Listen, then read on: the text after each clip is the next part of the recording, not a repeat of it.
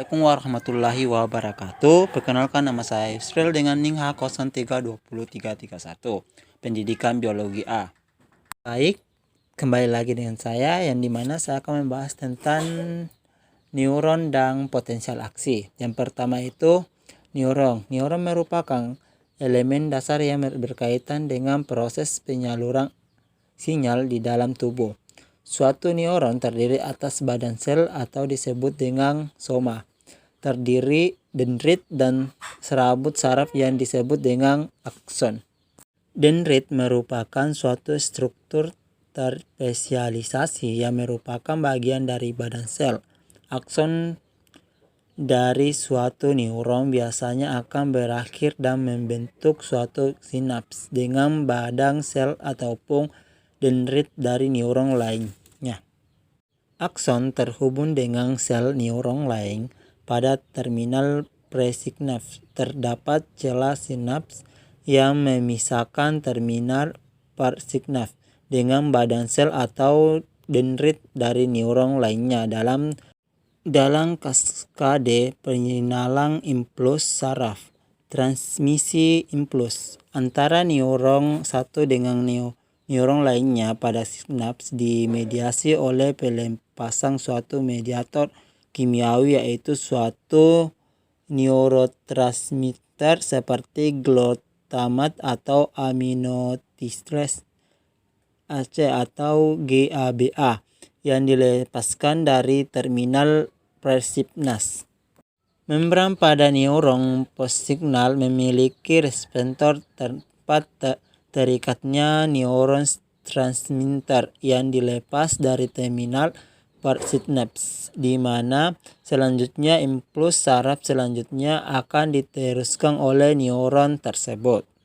Baik, yang selanjutnya itu potensial aksi. Potensial aksi sesungguhnya terjadi di seluruh membran sel. Hal ini disebabkan oleh adanya perbedaan konsentrasi ion natrium dan kalium antara intraseluler dan ekstraseluler. Perbedaan gradien konsentrasi ion tersebut dipertahankan oleh adanya suatu enzim pada membran sel yang disebut dengan enzim NAK ATPase, atau dalam istilah lainnya disebut pompa NAK. Pompa NAK ini bekerja dengan cara menetrafase 3 ion natrium keluar sel serta 2 ion kalium ke dalam sel. Gradien konsentrasi ini menyebabkan adanya potensial positif di luar membran sel dan potensial negatif di dalam sel. Perbedaan potensial membran ini disebut sebagai resting membrane potensial. Sitoplasma sel memiliki potensial listrik sebanyak minus 60 hingga minus 80 megavolt dibandingkan dengan cairan ekstraseluler. Ketika suatu saluran ion tertentu terbuka, maka akan terjadi perpindahan ion menuruni gradien konsentrasinya.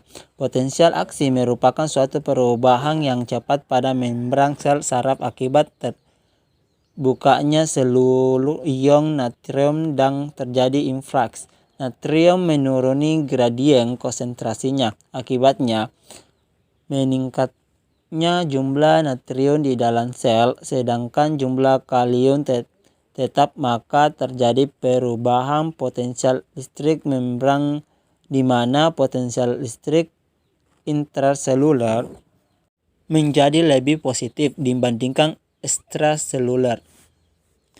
Setelah terjadi dipolarisasi, maka resisting membran potensial akan dikembalikan lagi melalui suatu proses yang akan menutup dan diikuti dengan terbukanya saluran kalium. Kalium akan berpindah keluar sel menuruni gradien konsentrasinya dan mengembalikan potensial membran dalam sel menjadi negatif. Baik, itulah sedikit penjelasan tentang neuron dan potensial aksi yang dapat saya sampaikan. Kurang dan lebihnya mohon dimaafkan. Assalamualaikum warahmatullahi wabarakatuh.